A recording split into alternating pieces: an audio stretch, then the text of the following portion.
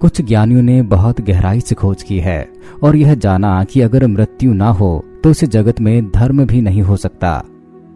और सत्य कहा है इन ज्ञानियों ने कि अगर मृत्यु ना हो तो जगत में कोई जीवन भी नहीं हो सकता। और यह बात समझने के लिए अति महत्वपूर्ण है कि मृत्यु तो केवल मनुष्य के लिए है।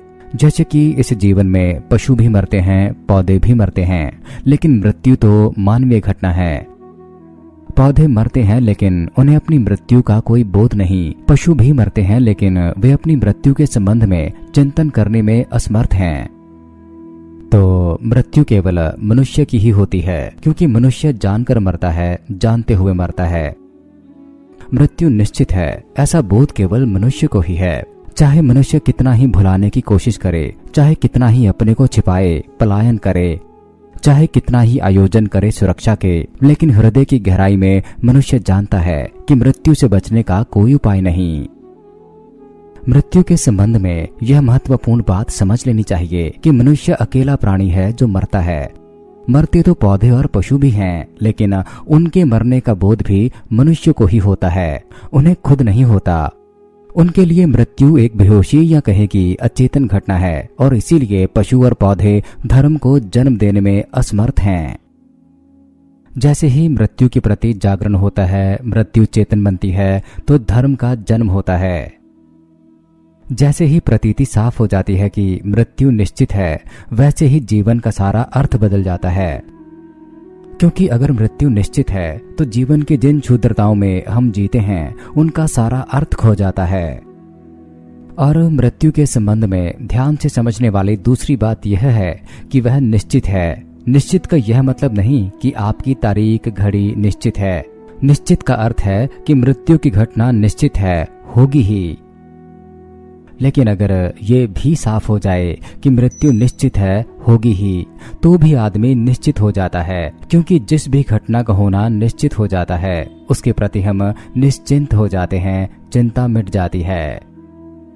मृत्यु के संबंध में तीसरी महत्वपूर्ण बात वो ये है कि मृत्यु निश्चित है, लेकिन एक अर्थ में अनिश्चित भी है कि होगी ही, लेकिन कब होगी इसका कोई पता नहीं। अर्थात निश्चित है और अनिश्चित भी।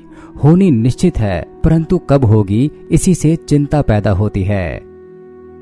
तो जो बात होने वाली है और पता नहीं चलता कि कब होगी, अगले क्षण हो सकती है और वर्षों तक टल भी सकती है, तो इससे चिंता पैदा होती है।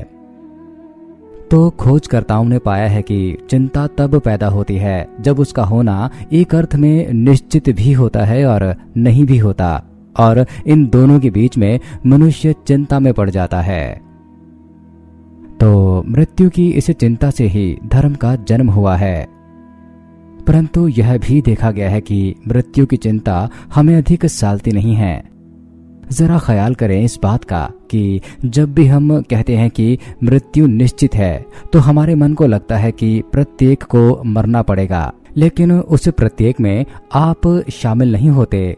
जब भी हम कहते हैं कि प्रत्येक को मरना होगा तो हम संख्या के बाहर ही होते हैं, भीतर नहीं होते।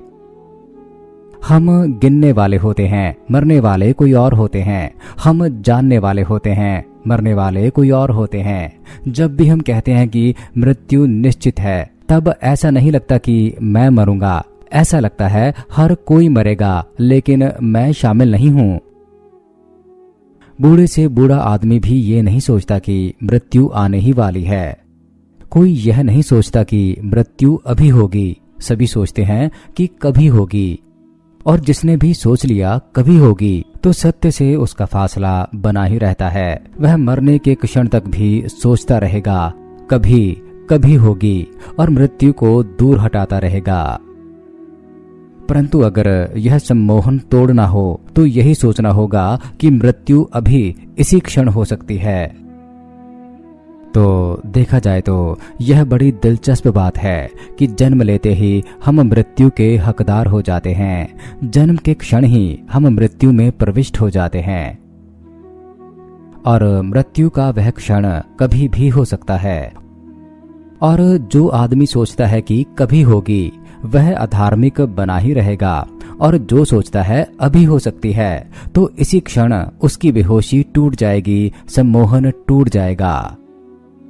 महात्मा बुद्ध ने भी जब पहली बार किसी के मरते शरीर को देखा तो अपने परिजनों से पूछा कि क्या हर कोई एक दिन मर जाता है, क्या मैं भी इसी तरह मरूंगा? तो उन्होंने कहा, हाँ, हर कोई एक दिन मर जाता है। यह इस जीवन का नियम है कि एक दिन जाना ही पड़ता है। यह सुनकर महात्मा बुद्ध ने कहा कि अगर मरना तय है, एक दिन जाना ही पड़ेगा, तो समझो मैं मर ही गया। मृत्यु अगर कभी भी घटित हो सकती है तो वह तो इसी क्षण और अभी भी घटित हो सकती है।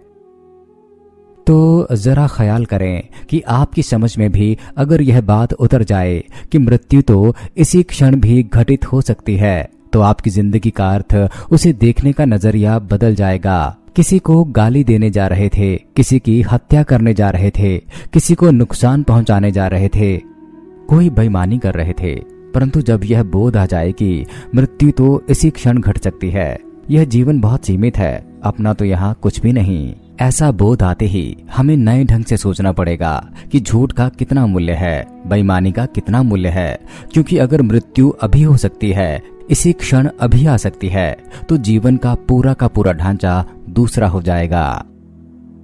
तो कुछ ऐसे भ्रम हैं जो हमारे भीतर पैदा हो गए हैं। पहला तो यह कि मृत्यु दूसरे की होती है, कभी आप नहीं मरते, कोई दूसरा मरता है। और दूसरा, मृत्यु बहुत दूर है, चिंताएं नहीं हैं। लोग कहते हैं अभी तो जवान हो, धर्म के संबंध में चिंतन करने की क्या जरूरत है, अर्थात अभी तो जवान हो, मृत्यु जैसी व्यर्थ बात क्या सोचनी। परंतु यह बात ध्यान में रहे कि धर्म और मृत्यु पर्यायवाची हैं। ऐसा कोई व्यक्ति धार्मिक नहीं हो सकता जो मृत्यु को प्रत्यक्ष अनुभव ना कर रहा हो। तो जो भी व्यक्ति मृत्यु को प्रत्यक्ष अनुभव कर रहा हो तो धार्मिक होने से नहीं बच सकता। और यह भी अनुभव हुआ है कि जब आपका कोई निकट का परिजन मरता है तो मृत्यु बहुत निकट आ जाती है, करीब करीब आपको मार ही डालती है। क्योंकि हम जिसे प्रेम करते हैं उसकी मृत्यु में थोड़ा तो हम भी मर ही जाते हैं। तो यह बात समझने जैसी है कि आत्मा अमर है। यह बात वही मनुष्य जान पाता है जो मृत्यु का साक्षात्कार करता है। परंतु हम बहुत ही कुशल हैं कि हमें मृत्यु का साक्षात्कार ना हो, इसलिए ऐसे सिद्धांत को बीच में खड़ा कर लेते हैं कि घबराओ मत, शरीर ही मरता है, आत्मा नहीं मरती, तुम तो रहोगे ही। तो ऐसे तर्क देकर, ऐसे सिद्धांत खड़े करके हम एक तरकीब से खुद को उलझा लेते हैं और आप अपने आप को ये सोचकर समझा लेते हो कि कहा तो सभी ने है, चाहे श्री कृष्ण हो, नानक हो, कबीर हो, जीसस हो, महात्मा बुद्ध हो, जिन्होंने भी जाना है उन्होंने कहा है कि आत्मा अमर है। परंतु याद रहे, जब तक आप मृत्यु का साक्षात्कार नहीं कर लेते तब तक आत्मा अमर नहीं है। इसलिए शाब्दिक सिद्धांत का कोई फर्क नहीं पड़ने वाला। तो जिसने अभी तक मृत्यु का साक्षात्कार नहीं किया वह ठीक अर्थों में मनुष्य नहीं, धार्मिक नहीं, वह अभी पशु के तल पर ही जी रहा है। तो यह बात ज्ञात रहे कि इस जगत में कुछ भी ठहरा हुआ नहीं है, सब कुछ परिवर्तित हो रहा है, प्रतिपल परिवर्तन में क्षीण होता जा रहा है। जो भी बड़ा घर, बड़ा मकान आपने बनाया है वह 1000 साल बाद खंडर होगा। और ऐसा नहीं कि वह खंडर हो जाएगा, बल्कि खंडर होना शुरू हो गया है, नहीं तो 1000 साल बाद भी हो नहीं पाएगा। तो प्रतिपल सब कुछ मृत्यु में परिवर्तित हो रहा है। अर्थात अगर किसी की आयु 30 वर्ष हो गई है तो उसके जीवन के वह 30 वर्ष मृत्यु में तब्दील हो चुके हैं। इस जीवन का गुजरता पल पल मृत्यु को करीब ला रहा है। यहाँ तो हर पल मृत्यु घटित हो रही है। तो आइए इस मृत्यु के प्रति इस अंतर्दृष्टि को अपने भीतर उतरने दें और इस अनुभव के साथ जीवन को हम एक नई रोशनी दें और धर्म का स्वागत करें। हरिओम तत् सत।